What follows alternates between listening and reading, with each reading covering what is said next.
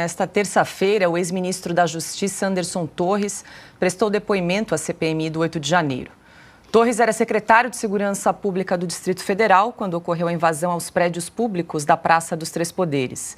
No entanto, no dia dos acontecimentos, ele e a família estavam em viagem de férias nos Estados Unidos. Anderson Torres justificou a antecipação do embarque para o exterior no dia 6 de janeiro. No dia 6 de janeiro, às 11 da manhã, teve uma reunião na Secretaria de Segurança Pública para tratar dos acampamentos, para tratar da retirada final do acampamento ali do QG do Exército. O general Dutra, essa é a imagem que eu viajei com ela, senadora. O general Dutra me mostrou no celular dele: Anderson, essa aqui eram os acampamentos há 1 mês e meio, 1 mês e 40 dias atrás. Esse é o acampamento hoje. Naquele dia, naquela sexta-feira, os acampamentos já estavam praticamente desmontados. Essa foi a imagem que eu viajei com ela na cabeça, de pouquíssimas pessoas naquela sexta-feira, dia 6, nos acampamentos. Eu jamais ia imaginar que aquilo ia acontecer, que aquilo ia virar de novo e se tornar o 8 de janeiro. Torres afirmou que havia um protocolo de ações integradas que não foi cumprido. O PAI, que eu queria até que xerocasse para que todos os parlamentares tivessem, que é o Protocolo de Ações Integradas, ele é tão completo, que realmente, se ele tivesse sido cumprido à risca, não teria acontecido os atos de 8 de janeiro. Eu viajei extremamente tranquilo. Eu na minha audiência de custódia, eu estava bastante emocionado e eu até disse para o juiz o seguinte: eu disse, Excelência, com o plano que eu deixei assinado, só se caísse uma bomba na esplanada para poder acontecer o que aconteceu. Bomba, né? Sim, mas eu digo, a senhora entendeu? Se a Praça dos Três Poderes estivesse realmente isolada, não teria acontecido isso, senador. Eu fui secretário de Segurança aqui durante 2 anos e 3 meses e eu digo à senhora com experiência que não teria acontecido. O ex-ministro negou interferência na Polícia Rodoviária Federal no dia do segundo turno das eleições e chamou o arquivo que ficou conhecido como Minuta do Golpe de aberração jurídica. Segundo Torres, o documento encontrado em sua casa foi deixado por descuido. A Polícia Federal tem o trabalho dela, que é o trabalho de polícia, no caso da eleição, polícia judiciária eleitoral. Perfeito. Ela não tem nenhum trabalho preventivo. Daí a estranheza. É um trabalho muito mais repressivo. Não, de maneira nenhuma. Eu jamais orientaria a Polícia Federal a fazer um trabalho que... Fernão, quero sua análise aí em relação às declarações do ex-ministro Anderson Torres. Esse que era um dos depoimentos aí mais aguardados na CPMI, ele que ficou preso por 4 meses, né? Estava em silêncio até então e hoje, então, participou da CPMI. Lembrando que ele participou da CPMI com restrições, ele continua em prisão domiciliar, então ele estava prestando depoimento com tornozeleira eletrônica e deveria chegar em casa até às 20 horas. Então, a sessão estava marcada para encerrar até às 19, porque ele tem restrições, né? Ele permanece em prisão domiciliar. É um homem perigosíssimo. Enfim, foi mais uma rodada. Hoje eu tive a oportunidade de ficar o dia inteiro acompanhando aquilo, né? E foi mais uma rodada do que tem se repetido em todas essas sessões, né? A primeira coisa que bate na cara da gente é a diferença estrondosa, visível, patente, ululante, né, da qualidade moral, da qualidade intelectual, de decoro, de civilidade, enfim, a diferença estrondosa entre os interrogadores e os interrogados nesses quesitos que eu mencionei aí, né? E isso sempre fica na minha cabeça, é aí que mora o perigo, né? Porque cada vez mais o que resta para eles é a violência, né? E a violência que eles estão explicitamente exercendo nessa CPI é a avant-première da que eles vão exercer contra o resto do Brasil honesto, assim que eles sentirem que tem força bastante para fazer isso impunemente, né? Falta para eles a Força Armada, felizmente, ainda, né? Mas foi o teatro do absurdo de sempre, né? O interrogatório do governo que não existia mais, acusado de negligência para deter o golpe que visava impedir a posse do governo, que já estava empossado fazia 8 dias e que comandava todas as tropas de cuja ausência eles estão reclamando. Então é um negócio completamente maluco e absurdo. E aí você pega esses detalhes, quer dizer, a PGR já pede uma punição exemplar dos 40 que vão ser julgados antes do julgamento, antes de qualquer... Ninguém sabe né? Por que isso começou em 1.300 e não sei quantos e parou em 40, né? O que pesa contra esses, que não pesa contra os outros? Ninguém sabe nada, né? Nem, para começar, os advogados, né? Desses próprios acusados que estão aí ameaçados de uma pena de 30 e tantos anos de prisão, né? O que, para a maioria deles, ou para uma grande parte deles, vai ser uma pena de prisão perpétua, porque são os sexagenários, são aquelas pessoas que a gente já cansou de ver as fotografias aí, né? E aí vem esses detalhes, quer dizer, é tudo um troço absurdo, né? Por que a PGR põe a coisa nesses termos e a acusação neste nível? Porque teve participação dos CACs, né? E daí? Quantas armas foram apreendidas, né? Existe alguma documentação registrando isso, alguma fotografia, algum vídeo em que aparece uma arma, né? Aí você vê a dona Lisiane, né? Ela não se referiu, nas várias intervenções dela, a um único fato, né? Ela queria uma prova de heresia. É um negócio assim, né? Parece que você está vendo filmes antigos, né? Você desconfiou ou não desconfiou das urnas alguma vez na sua vida? Então fica horas ali escarafunchando, né? Investigou ou não investigou as urnas? Escreveu ou não escreveu a minuta do golpe, aquele que não houve, né? Ia ou não ia jogar fora esse documento, né? Ele estava em um local que não era um local para descarte. Vai nesse nível, né? Aí entra a dona Fegali, né, que apresenta assim triunfantemente a sua prova. Ele participou de uma live em agosto de 2022, onde disse que ia fazer tudo para ter o voto impresso, né? Como o Flávio Dino, né, que o Magno Malta e outros expuseram lá no ar, e em vídeo e a cores.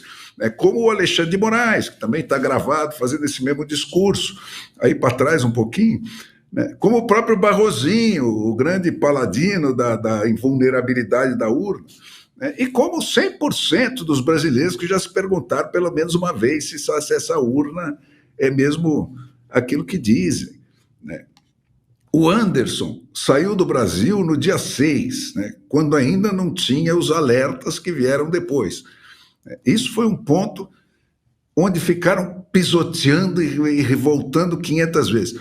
O Lula decidiu, saiu algumas horas antes do 8, no próprio 8, né, de janeiro, com uma montanha de alertas dados para todos os 48 órgãos que fazem parte daquela rede, da segurança pública e da inteligência e tal.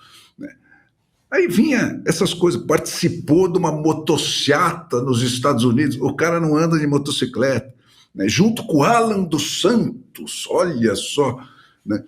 A minuta do golpe, aquele que não houve, né? A minuta que está no Google, como foi demonstrado hoje lá, essa minuta está no Google há não sei quantos meses antes, idêntica à que foi achada na casa do cara, né? E que é aquilo que justifica o golpe que está acontecendo, né? E aí, né, no final, teve um lance muito interessante um deputado, Rodrigo Valadares, né, que deu a ficha de 27 maranhenses diretamente ligados ao Flávio Dino que estão plantados na CPMI, né? E em todos os depoimentos em que apareceu alguma argumentação contra a mentira estabelecida pelo governo, que tem que ser provada, né, a dona Lisiane levanta, vira as costas para qualquer interrogatório e sai andando, não quer ouvir a relatora, né? Então, e ainda outro detalhe, quer dizer, a TV Câmara, hoje, né, só transmitiu metade disso. A parte da tarde, ela ficou dando discursos de arquivo e coisas, não dá para entender por que eles estão fazendo isso. Quem transmitiu a parte da tarde foram as televisões abertas. Então, gente, foi um interrogatório, né, sobre pensamentos e intenções e não sobre atos ou sobre fatos, né? E isso é, como eu já repeti várias vezes aqui, o divisor de água entre a civilização e a barbárie na história da humanidade. A revolução democrática começa com essa coisa, né? Não vale mais os pensamentos e as palavras, porque isso justifica a tortura, que é isso que nós estamos assistindo nesses interrogatórios. Tortura por isso. Pensou, não pensou, e aí te queima com ferro em brasa e ameaça a sua família, e mais não sei o quê. Tudo que essa canalha está fazendo, assim, com uma disfarçatez que é chocante, né? É no momento em que se estabelece que você só pode ser julgado pelos seus atos, pelos seus feitos, né, pelos fatos, que só os fatos podem estabelecer a justiça, né, e as penas, é que se divide a história da humanidade entre antes e depois da barbárie, né? E o Brasil está voltando para antes, né, desse ponto na civilização, que é uma coisa de 400 anos atrás. Então é absolutamente chocante, cara, você ver isso. É um pessoal que não tem noção de nada, não tem noção da barbaridade do que está falando, né? Embarca naquilo com, assim, perfeito, a tranquilidade do criminoso armado na frente do cara desarmado. Certo. Silvio, também quero te ouvir tua análise em relação ao depoimento aí de Anderson Torres, hoje na CPMI do 8 de janeiro. Ele até que recebeu autorização do Supremo para permanecer em silêncio, mas optou por esclarecer aí as dúvidas dos parlamentares na tarde de hoje. Olha, Paula, a menos que alguma informação tenha escapado das minhas leituras desde o dia 9 de janeiro, desde o dia 8 de janeiro, quando aconteceu, mas o dia posterior, eu não consegui entender até agora qual é a culpa do Anderson Torres nesse episódio. Até agora não consegui entender. A minuta, que inclusive foi encontrada depois, né, depois do 8 de janeiro, e o que ela estava no Google anteriormente, é por isso que ele foi preso, e passou tanto tempo preso, e o general G. Dias, que estava na cena do crime, orientando pessoas dentro do Palácio do Planalto, e cujo subordinado já confessou na CPI que, a mando dele, um documento foi alterado, um documento público, isso é crime. E ele só prestou um depoimento de algumas horas na Polícia Federal, depois que a emissora CNN divulgou essas imagens. Não fosse o trabalho de reportagem dessa emissora, nós nunca saberíamos que o general estava na cena do crime, assim como outros integrantes do GSI, e até agora nada aconteceu. Então, eu não sei exatamente qual é a imputação contra o Anderson Torres. Até agora, eu não entendi. Principalmente porque ele continua usando uma tornozeleira eletrônica, um constrangimento, e com regras de horário. Ele teve de ir embora, porque às 20 horas precisa estar na sua casa. Tem um ponto que o Fernão traz que é muito importante, e nós aqui temos repisado esse ponto. CPMI sobre o dia 8 de janeiro, uma data importantíssima para a nossa história, um dia escuro, uma tarde que terminou de um jeito que ninguém gostaria, nós não gostaríamos que terminasse daquela forma, com a depredação de prédios públicos. É um dia histórico, é uma comissão parlamentar de inquérito com bastante tempo e com bastante prerrogativas e responsabilidades. Não é um picadeiro. O nível dos parlamentares governistas é algo absolutamente sofrível.